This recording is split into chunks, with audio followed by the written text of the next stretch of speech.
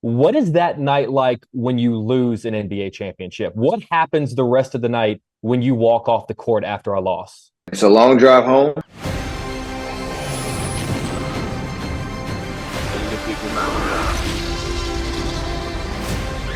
Where we're going, we don't need roads.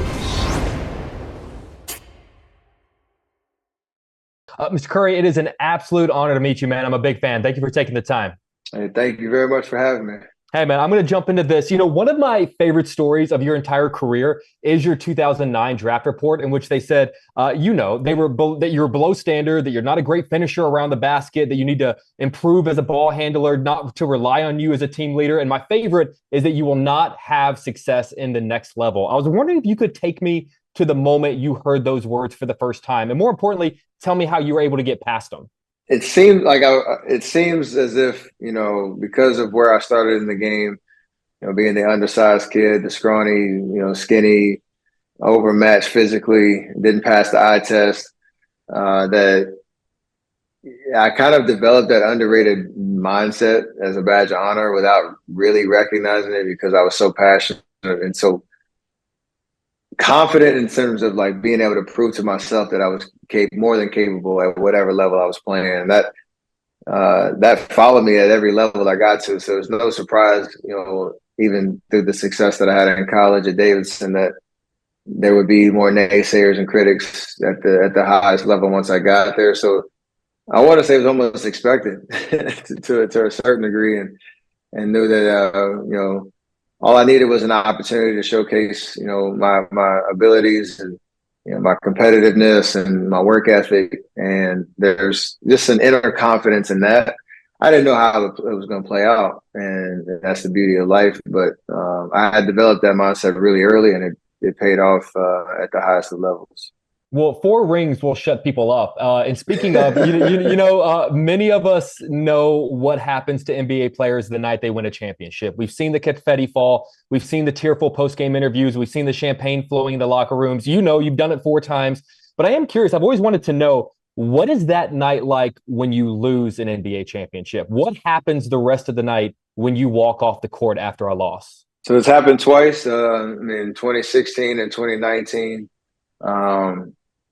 It's an out of body experience because you got so close to the threshold and you come away empty handed, and all the work that you put in throughout the year, you don't have anything to show for it. And so there's moments of reflection. You kind of numb to like what just happened almost, in the sense of replaying every possession of a game, replaying a decision that you might have done differently and whatnot. And it's a long drive home.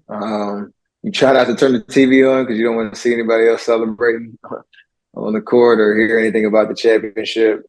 And it lingers for a while, and that's the motivation for the off-season work to try to get back to the next, or to that same stage next year. But I think for the most part, you just try to embrace it. I guess that's the hardest thing to do in that moment, because you got to learn something from those failures. But it's easier said than done, for sure. For sure. Well, to give me the wrap, I wanted to ask really quickly, because I'm talking to you from Chicago. So obviously in this town, we are partial to a certain basketball player named Michael Jordan. I was wondering if you could tell me about that moment you got to meet him when you were 6 years old. And I would love to know how he treated you as a kid, how that moment affects how you interact when you meet kids today.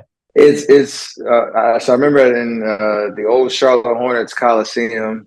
My dad's obviously a Hornet legend, and me and my brother Seth would be hanging out in the back, trying to get a glimpse of whenever we got to go to the game to get a glimpse of the visiting team that was coming in. So I remember meeting him, walking down like this long hallway from the visitors' locker room to where the buses were staged, and he gave me eye contact. He shook my hand. He asked my name. I'm imagining a 6-year-old memory. It was probably like a 10-second interaction, but to me, it felt like 5 minutes. And so I understand like that moment can be monumental for a kid, just again to feel seen, to be present in that moment. It's hard because you can't live up to that every single opportunity. There's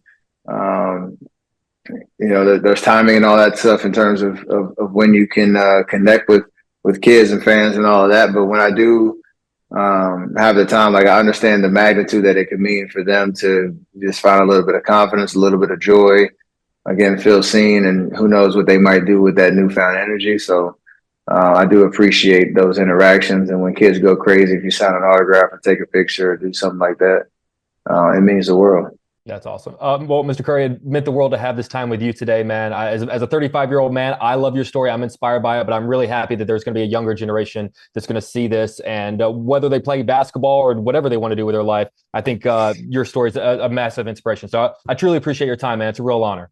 Hey, thank you very much. Appreciate you having me. All right, take care. Bye, guys.